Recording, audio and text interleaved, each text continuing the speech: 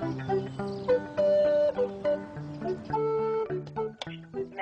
1. The airfield wind farm goes ahead. Those are going to sabotage it. It will be destroyed. It will not provide electricity into the grid. Okay? Direct action will prevent it. Okay?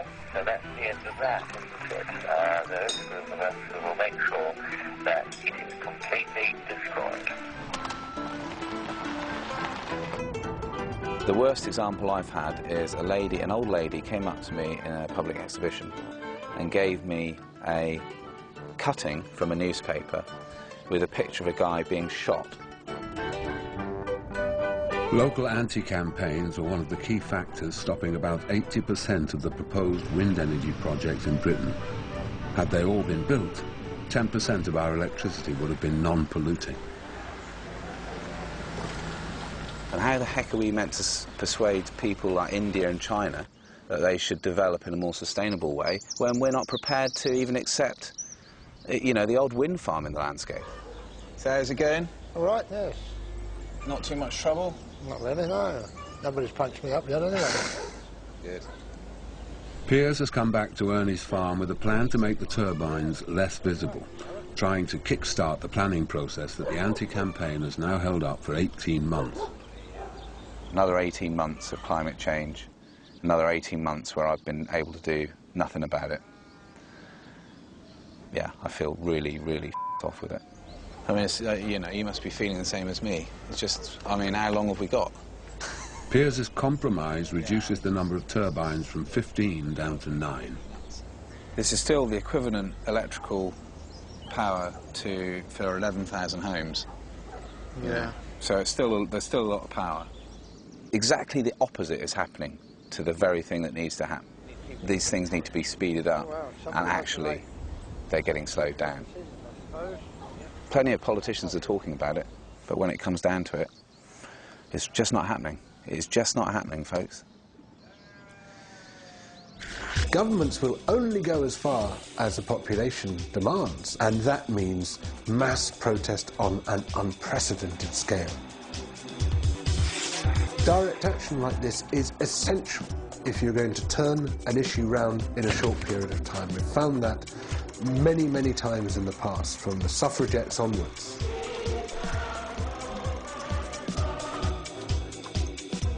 The very fact that the crisis is taking place within our generation, it's happening right now, means that we are tremendously powerful people. So this position of despair and I can't do anything and there's no point is completely illogical. It's exactly the opposite.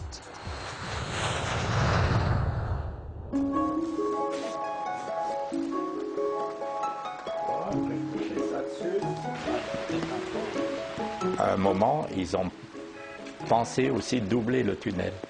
Donc à ce moment-là, les chamoniards se sont enfin réveillés.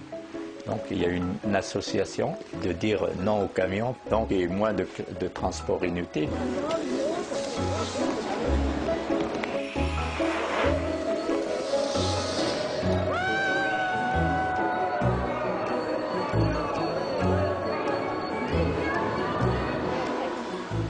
Il y a toute une équipe qui se bat vraiment, mais on n'est pas assez nombreux. Et je ne sais pas si on aura autant de force pour faire reculer ce lobby routier. Les gouvernements à l'Europe et tout ça, c'est des personnes intelligentes.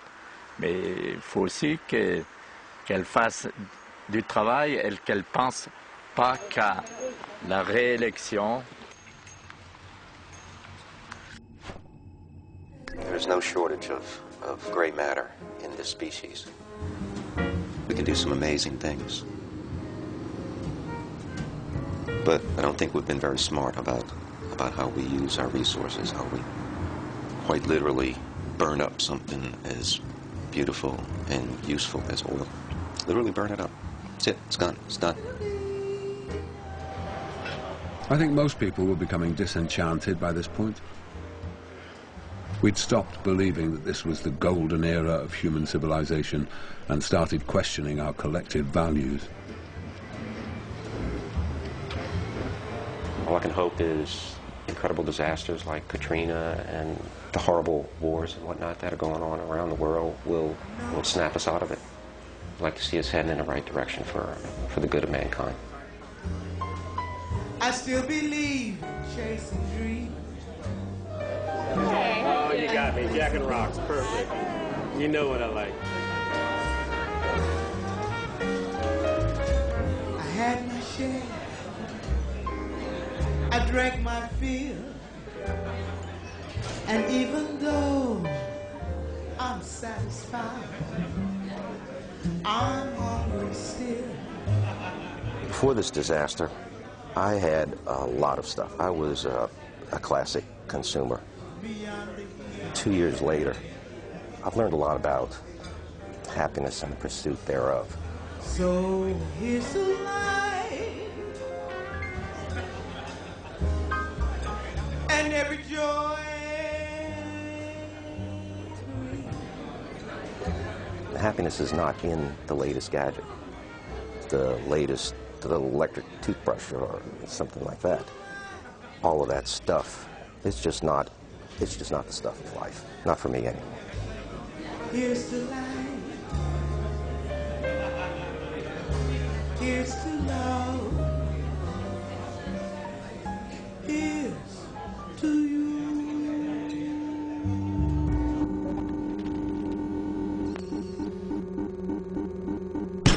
Come on, you stupid computer.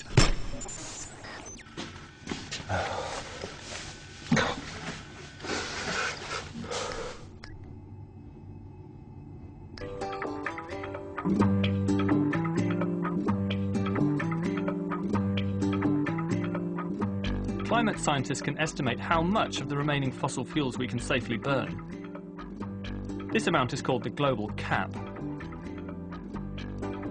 Under this proposal, the world's governments would make a binding international agreement detailing how to distribute the global cap. The earlier the start date, the greater the chance of not triggering runaway climate change. The total global emissions for the first year, say 2012, will be set at their current level. Every year following, they'd shrink until, by about 2065, they're almost zero. Initially, each country would be allocated an emissions quota according to how much they currently consume.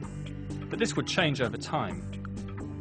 America would slash its emissions 90% from its current over-consuming position. Europe too would decrease massively, as would China. But India and Africa would increase until, by about 2025, each human being on the planet would have equal rights to the Earth's resources. Equity is the only option morally, and also practically, as developing countries won't sign up to anything less.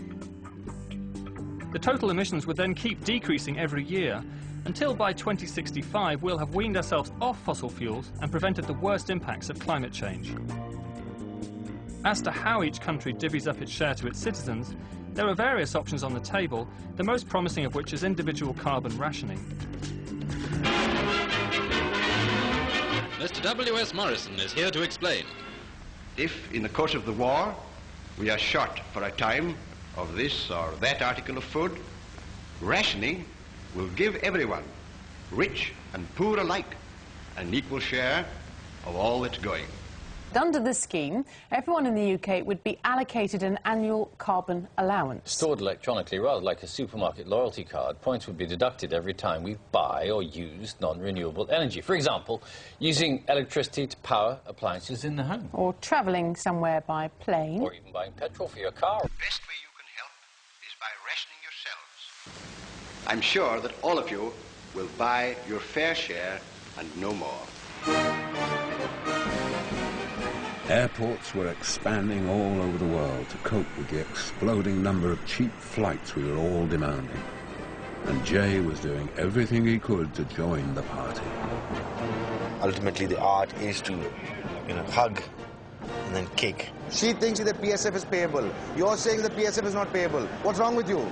Now. Yes or no? Did I ask you that question or did I not ask you that question? You're suspended. You're suspended. Both of you come to my office right now.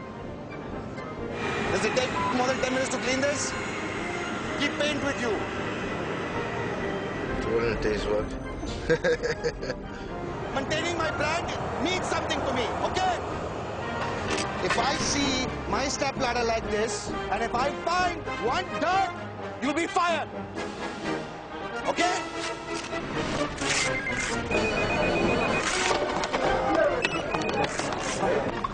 Now!